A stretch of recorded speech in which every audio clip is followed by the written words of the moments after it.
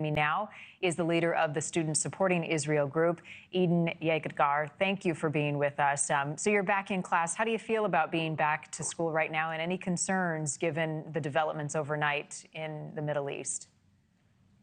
Thanks for having me. Look, my concerns are actually not rooted as much in what's unfolding right now in Israel and the Middle East, but rather with Columbia's unwillingness to outline their plan for the semester. At the end of the last semester, we couldn't even go to class. Jewish students were targeted and harassed by our classmates and by unaffiliated protesters as well, but nobody was able to go to class. These issues aren't just affecting Jewish and Israeli students anymore.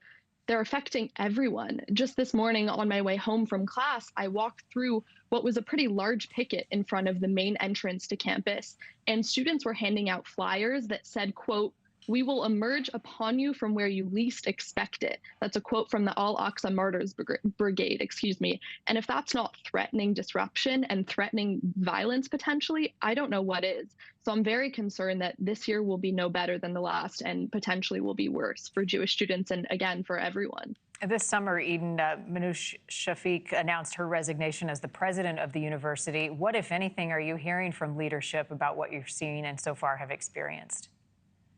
I'm not. And that's exactly the problem, especially in light of Friday's report from our anti-Semitism task force. We have heard no plans from our university about how they're going to address the situation.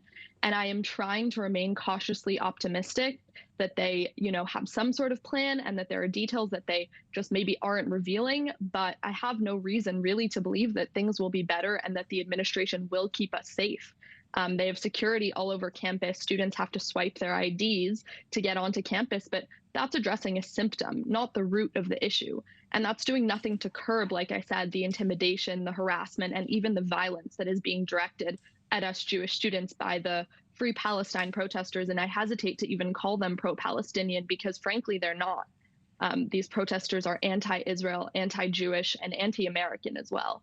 What is your group, the Students Supporting Israel, doing? What are your next steps to make sure that you have a safe campus to learn? We're continuing to speak about our experiences and to speak about the truth.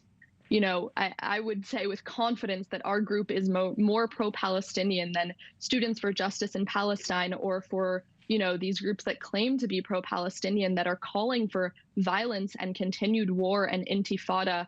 We just want Israelis and Palestinians to be able to live in peace and in security and to coexist.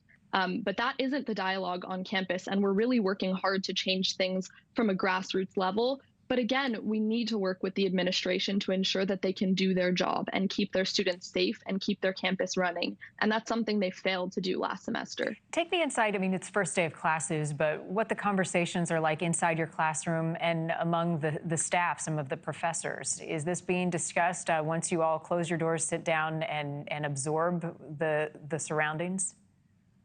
It's certainly a point of tension. Obviously, there's a lot of disagreement, but I would actually say that the majority of students, and I would hope, and it seems like faculty as well, don't support this level of disruption because everyone wants to go to class. They want to do what we came to a university to do. We want to learn. We want to be challenged. We want to have civil, respectful disagreements. But that's not what was happening last semester, and that's not what was happening outside and around our campus today. And so I'm hopeful that students that are being affected by this, not just Jewish and Israeli students and not just Jewish and Israeli professors, will join us in speaking out and calling out, this harassment and this disruption so that we can go back to learning and to being a community once again, because there is no community right now at Columbia University. And looking for a place you can safely and peacefully learn. Eden, thank you for your time. I hope the semester gets off to a better start soon, and we'll be in touch, okay? Appreciate you coming back. Thank you for watching. Go to newsnationnow.com to find NewsNation on your television provider. And don't forget to click the red subscribe button below to get more of NewsNation's fact-driven, unbiased coverage.